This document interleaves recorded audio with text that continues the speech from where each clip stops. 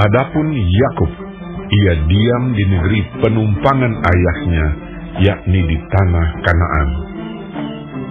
Inilah riwayat keturunan Yakub. Yusuf tatkala berumur 17 tahun, jadi masih muda, biasa menggembalakan kambing domba bersama-sama dengan saudara-saudaranya, anak-anak Bilha dan Zilpa, kedua istri ayahnya. Dan Yusuf menyampaikan kepada ayahnya kabar tentang kejahatan saudara-saudaranya. Israel lebih mengasihi Yusuf dari semua anaknya yang lain, sebab Yusuf itulah anaknya yang lahir pada masa tuanya, dan ia menyuruh membuat jubah yang maha indah bagi dia. Setelah dilihat oleh saudara-saudaranya bahwa ayahnya lebih mengasihi Yusuf dari semua saudaranya, maka bencilah mereka itu kepadanya dan tidak mau menyapanya dengan ramah. Pada suatu kali bermimpilah Yusuf, lalu mimpinya itu diceritakannya kepada saudara-saudaranya, sebab itulah mereka lebih benci lagi kepadanya. Karena katanya kepada mereka, "Coba, dengarkan mimpi yang kumimpikan ini. Tampak kita sedang di ladang mengikat berkas-berkas gandum. Lalu bangkitlah berkasku dan tegak berdiri. Kemudian datanglah berkas-berkas kamu sekalian, mengelilingi dan sujud menyembah kepada berkasku itu." Lalu saudara-saudaranya berkata kepadanya, "Apakah engkau ingin menjadi raja atas kami? Apakah engkau ingin berkuasa atas kami?" Jadi makin bencilah mereka kepadanya karena mimpinya dan karena perkataannya itu.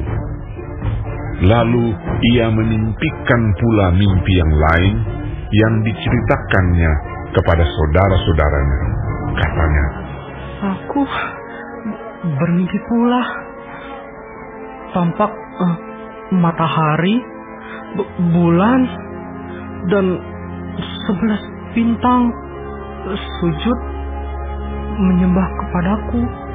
Setelah hal ini diceritakannya kepada ayah dan saudara-saudaranya, maka ia ditegur oleh ayahnya. "Mimpi apa mimpimu itu? Masakan aku dan ibumu serta saudara-saudaramu sujud menyembah kepadamu sampai ke tanah?" Maka iri hatilah saudara-saudaranya kepadanya, tetapi ayahnya menyimpan hal itu dalam hatinya.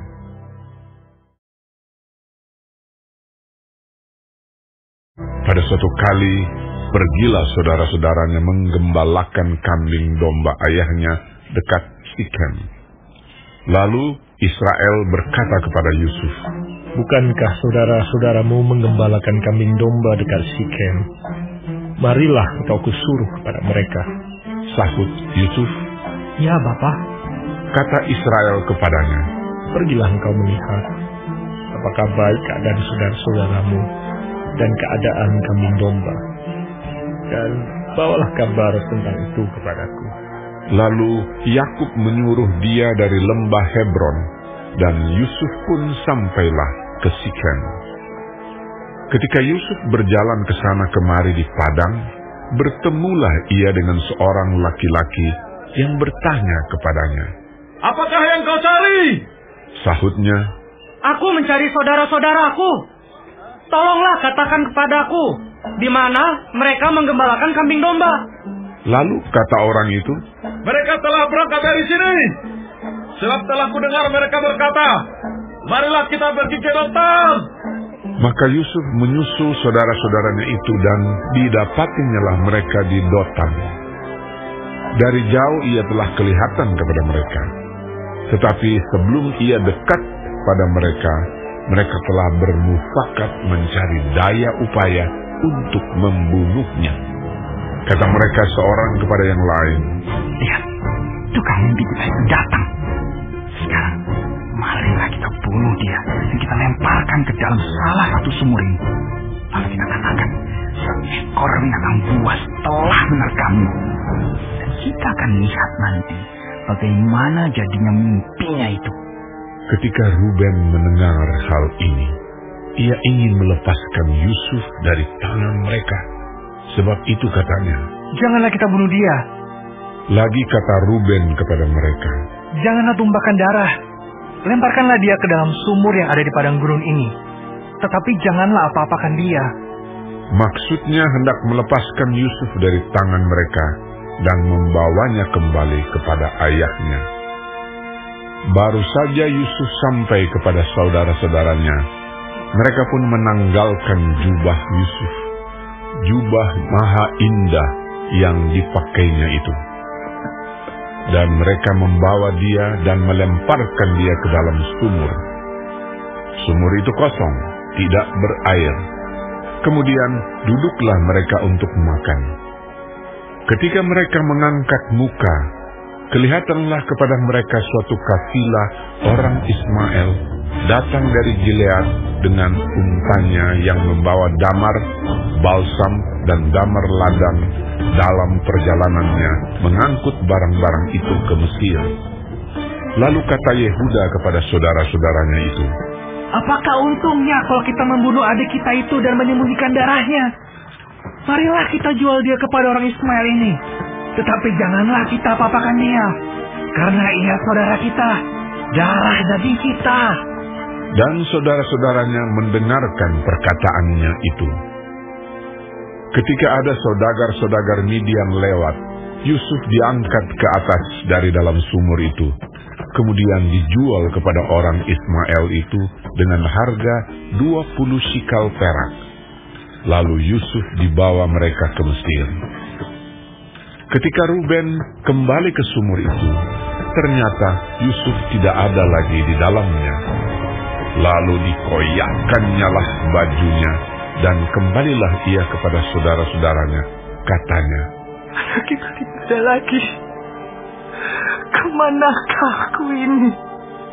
Kemudian mereka mengambil jubah Yusuf dan menyembelih seekor kambing, lalu mencelupkan jubah itu ke dalam darahnya.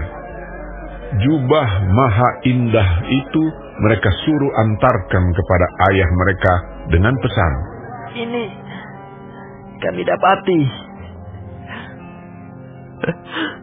Silakanlah Bapak periksa. Apakah jubah ini milik anak Bapak atau tidak?" Ketika Yakub memeriksa jubah itu, ia berkata, "Ini jubah anakku. Binatang buas telah memakannya.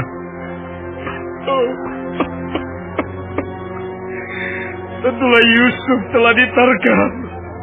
Dan Yakub mengoyakkan jubahnya, lalu mengenakan kain kabung pada pinggangnya, dan berkabunglah ia berhari-hari lamanya karena anaknya itu.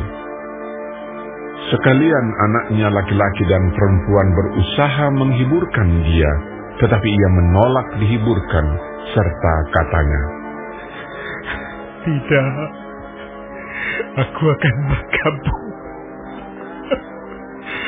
sampai aku turun mendapatkan anakku ke dalam dunia orang mati."